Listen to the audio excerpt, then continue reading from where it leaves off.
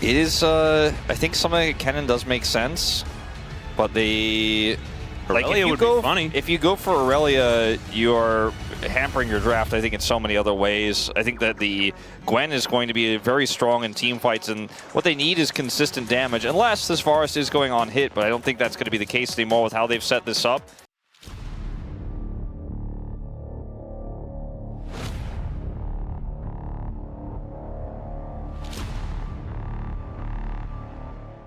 As Nocturne's coming down here, but Sponge is not alone. How quickly can he take Smash out is the question. Yeah, that's the big deal. Zenith Blade is going to connect, and that means that there is a kill going over to Lehen. Sponge gets out of turret range, though, as Lucid looking to try and chase him down. He isn't going to be able to quite find the angle there. And a Randuin's.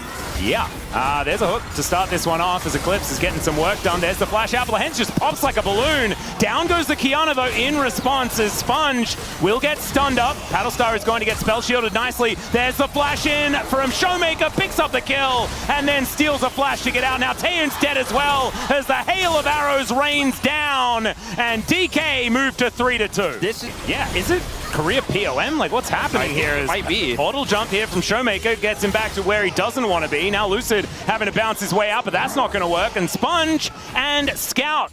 As now Smash without Cleanse here, does have his flash. Yeah, Lehen's going to start this one up. Can tank for a while with that Eclipse running, but Keria is moving forward. Lehen's is very dead, and Smash is actually alive. So just a dive that isn't really what they were looking for. Taeyeon just walking away on fire right now, but Sponge is moving in. Keria looking worse for wear now as the Nocturne looking to make his way down, and Lucid wanting to get this one done is going to show up. Smash at 100 health, though, needs to be very careful as there's a piercing arrow connecting onto Taeyeon. Keria likely to die as there's a paranoia. He goes in. Sponge looking to try and make his way out. Dustbringer might be able to speed him up, but Showmaker is rotating down.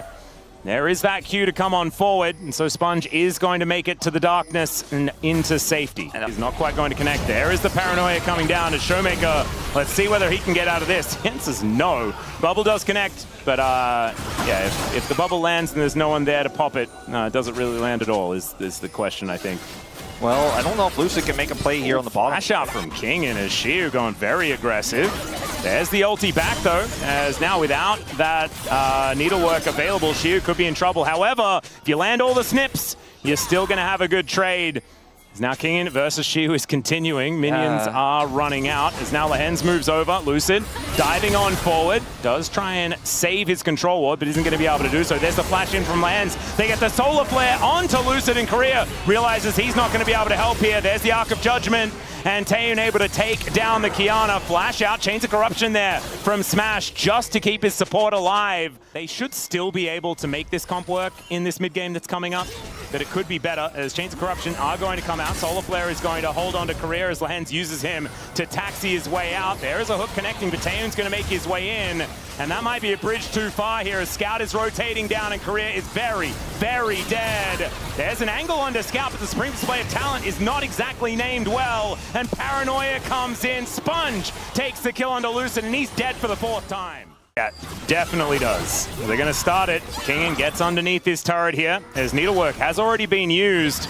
See whether Xiu does find the angle. That's a great use of the public execution, but he's still going to be dead because DK just sent everyone. Okay, it wasn't working well. Smash gonna have to cleanse here. Yeah, immediate cleanse does come on down as he throws out the ulti. Scout moves in though, and boom goes the Varus. Showmaker now looking for a bit of an angle as Keria is in position. That is a very dead Aurora.